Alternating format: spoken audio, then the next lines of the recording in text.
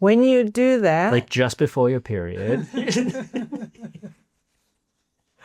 okay, yeah, you're gonna get punched in the face if you say that. So when you think you're really funny, you've just pissed off so many people. It is, by the way, the week before my period.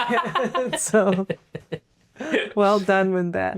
I realized that every month you start to go through this phase where you find it really important to check my phone. And when you do that, it makes me feel as though you don't have that much trust in me.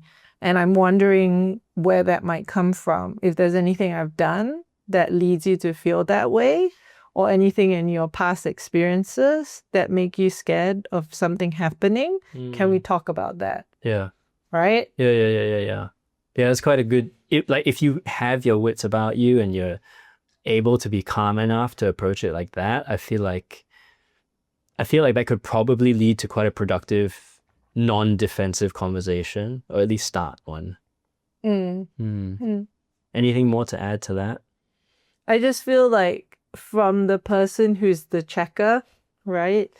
Don't feel ashamed and don't feel like you need to hide that side of yourself. Just talk about it, right? Just say, I don't want to be that type of partner who is invading your privacy, but I do feel the need to, and this is why, right? Whether it's, people cheated on me in the past, or I've seen a lot of stuff, and I know a lot of people, like a lot of my friends' partners have cheated on them, so I'm nervous about it. Whatever it is that's causing the behavior, it doesn't need to be very rational in order for you to share it, because emotion is different from being rational.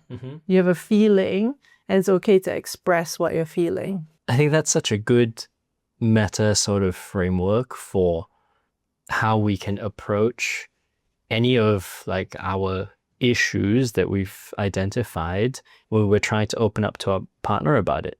I think what you just described there in like a really, it wasn't overly vulnerable.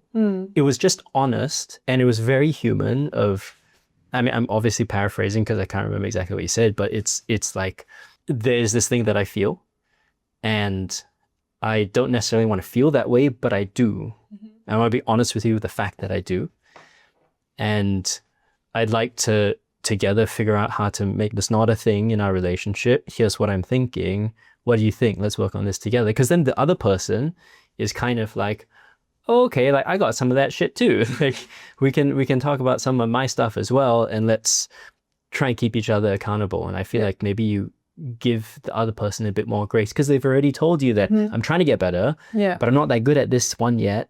Can we figure this out together? It's like same team versus opposing, right? Let's be the experts of each other. Like, I don't understand myself yet about this, but can we figure it out together, right? And can we not always blame it on my period? Yeah.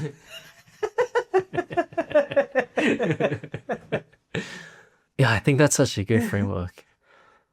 I feel like it can be applied to so many things.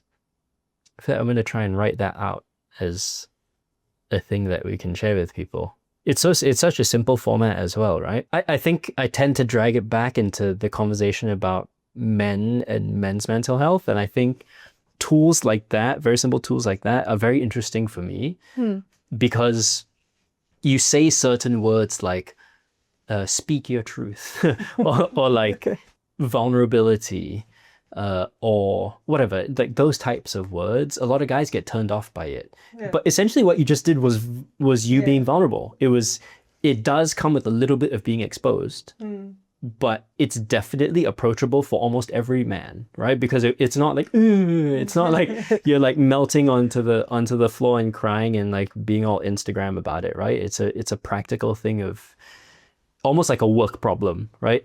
Look, I'm trying to get better at this, and I'm not doing so well at this, but here's what I'm trying. Can we work on this together? You know what I mean? It's quite systematic in a way where they can kind of hide behind the system, right?